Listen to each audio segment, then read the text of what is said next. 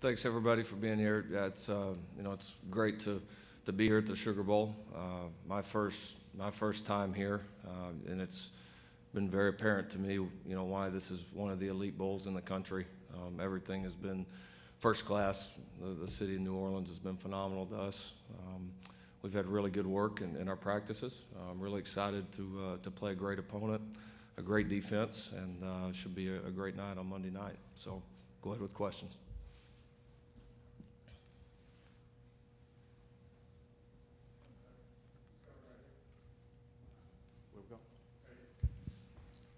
James Hale, Sports Talk 1400, The Ref. Lincoln, as a coordinator, you've been a guy you'd like to play tomorrow, even if you just played the day before. So now you've had all this time off. Talk about trying to keep everybody sharp and fresh and ready to go as you've tried to handle this month of inactivity or not playing a real game. It's always a balance. It's something that I think you've got to have your core principles on how you want to handle the time, how you want to balance it between resting your primary guys, working in the beginning your younger guys, and then starting to get your older guys back up to speed. And I think the key is, for each team is trying to find that time where we can have them peak exactly at the right time. I know we felt offensively a little bit last year after that game when we went back and revisited everything like we do, that maybe we peaked a little bit early. So we've made a few adjustments to not necessarily how we prepare, but maybe kind of the timeline. And so I think our guys have responded to it well. We've done a good job of continuing to get a lot of good work, which keeps the practices up. And so hopefully we've done a good job, and we'll peak on Monday night. Eric Bailey with the Tulsa World. Lincoln, can you talk a little bit about just quarterback play on Monday night against Auburn's defense? Well, we're pretty confident in the guy we have. It'll obviously be a huge key. It is every week for us, and especially against a group like this that's going to test you. They're going to test us in every facet of our game. They've done a great job of stopping the run. They're really athletic in the secondary, and they rush the passer, as good as anybody in the country. So, those three things tell you why they've done what they've done defensively. So, we'll be tested.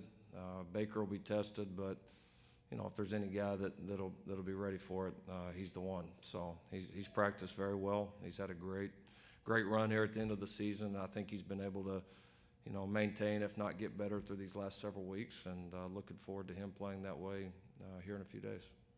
Towards the front right here. Myron Patton, Fox 25, Oklahoma City. Kind of staying sharp. When you got this much time, do you have a tendency to kind of sharpen what you already do, or do you want to add some things to kind of pique the interest of your players and kind of get them going? How do you handle that? Probably the fair answer is a little bit of both. There's definitely, you're always tempted to do some new things in this, but not do too much, because we've done pretty well so far, and we don't want to get too far away from what's helped us. I think the new things always pique their interest a little bit, and that's something that we do weekly anyways. And so we've tried to, like I said, almost approach the first part of it like a spring practice or like a fall camp, where we're just working to get better at fundamentals, developing guys, bringing along some of the guys that were banged up throughout the year. And then as we've gotten closer, we've tried to keep it as much like a game week as possible, so that they can get in that mode. We're in that mode installation-wise, and again, just trying to get them to peak at the right time. Back here. John Shin, Norman Transcript. When you got on campus, Baker was already there, but it seems like you two have bonded about as much as a college coordinator and a quarterback have. Did you sense that would be the case early when you got there?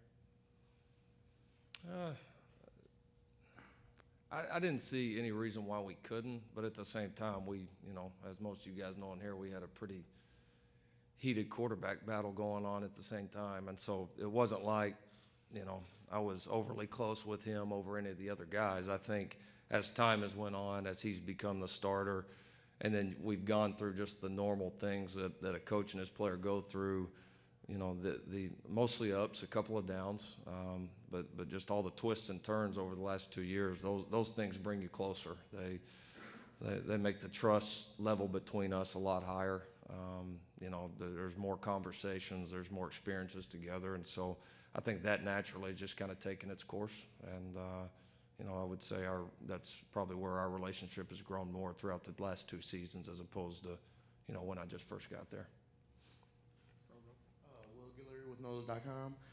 What do you think about what Didi and Baker have been able to accomplish as a duo this year, and what have they done to develop such a great chemistry? Yeah, it's pretty phenomenal. As a coach, you try not to, especially with one more left, you try not to look back at that stuff too much. I think those will be things that look back on later on and appreciate. But it's hard to ignore. You have to have 2 guys. You're sitting there in New York at the Heisman ceremony, and there's only 5 guys up there in the entire country, and 2 of them are from our team. is a special moment, no question. And then obviously Didi being able to win Oklahoma's first Biletnikoff was a great moment as well. And yeah, and probably the things, like I said, that I enjoy the most is seeing the way that those guys have worked, the work that they've put in behind the scenes. Those things don't just happen. They're 2 talented guys, but there's a lot of talented guys out there. They've worked hard. They've both benefited from being surrounded by a lot of other great teammates and really good players. And and then they've had a great level of consistency throughout this entire year that's been fun to watch and fun to coach. Chris Dade with NOLA.com. Just want to get your thoughts on Auburn's defensive front, particularly Carl Lawson, Montrevious Adams, and what they do well against the run and pass rush. How long do you have? Yeah, they're really good. I'd say the thing that stands out to me is, again, you've got, a lot of these teams maybe where you play a good D-line, there's maybe like 1 great player and a bunch of other solid players. I mean, they've got, 2 or 3 great players up front. And the thing that makes them tough to me is, if you've got 1 guy maybe that's only great at rushing the passer, all right, maybe you can do some things against that, or maybe 1 guy that's only great at stopping the run, you can maybe scheme some things around them or try to get help in certain plays or certain situations where these guys, they're really good at both. And so that makes it a lot tougher to scheme and game plan for, it makes it a lot tougher to play against. And they're surrounded by other really good players on that D-line as well. So, I mean, they play hard. They're really, really good at what they do. They're both very versatile players. Both of them are guys that, are, in my opinion, will play for a while on the next level. So, we've played some good D linemen here in the last few years, but they stack up really well with any of them. Cornerback here. Lincoln, Kerry Murdoch from Rivals.com. We talked about how young you guys are on the offensive line, but you come out of last year, a lot of questions about how physical this program was as a whole, but especially on the offensive line. Do you feel like you've proved that you are a more physical line, and how much of this could this test really put a cap on establishing yourselves heading into next season? I always believe that proving it is a week-to-week deal. We can have been all as physical as we want to be for 9 weeks in a row, but if we're not physical on Monday night, then it doesn't matter. So we're concentrating on trying to be very physical in this game. We know it's going to certainly be a key, as you mentioned. We're playing a very talented and very physical front, and obviously our ability to run the football here, over the last couple months of the season has been very, very important to what we're doing. It will be again, and then we've also got to be very physical in the pass protection with these guys, because these guys aren't just athletic guys that are going to run around you. They attack you, and you've got to attack them back or you have no chance. So we've definitely improved in that area. There's no question. Our whole line, Bill Beedenbow coaching those guys, they've done a great job. They've improved all year. We're excited about them in this game, and honestly really excited about them going forward here in the future with all of them coming back. So they've been certainly one of the strengths of our team, and we will absolutely lean on them in this game. Getting back here. James Krupke with AL.com. You've been a very prolific passing offense this year, and obviously mainly through Didi. They've been very good defensively at keeping the top on the coverage and not having very many long plays. Can you just speak to the challenge in trying to accomplish what you've done all year against a defense that's been very proficient and not allowing deep passes? Well, I think the key in that will be our balance. We've always said that, and have always believed that, defenses can only take so many things away, and everybody's going to come in with a plan. most of the time they're always good plans, but you've got to be able, first to, assess what are they giving you, what are they trying to take away, and then, your guys have got to be good enough to whatever they are giving you to be able to execute that. And so, we've been able to do that here the last several weeks of the season. We don't ever sit there and say that we've got to throw it deep or we've got to run it 50 times or we've got to throw it 50 times. I could care less about any of that. My main concern is, and our main concern is, whatever they present to us, whatever they give up, we've got to be able to take advantage of that. And if we can do that, then we'll be able to move the ball. And Kevin Steele's as good as it gets. We'll see a lot of different looks, I'm sure. And, we'll have to be able to do a lot of things well to play the way we want to play. We have time for one more question from Coach Riley. James Hale, Sports Talk 1400, The Ref in Norman. Lincoln, Coach Stoops and Joe addressed the media for the first time about the incident. I'm curious about practice. Joe's always been one of your better practice players, and yet the weight of the world was on him for a few days. Could you talk about how he handled that at practice and, how practice went as all that was going on?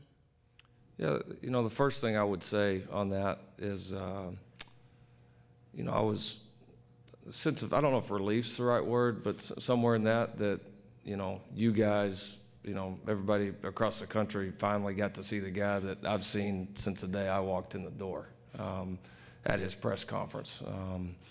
And then, yeah, he was, he was really down those first few days. There's no question about it. I mean, who wouldn't be?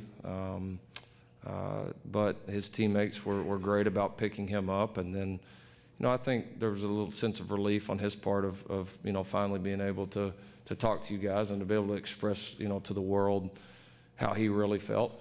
And so I think he's been, a little bit better up here.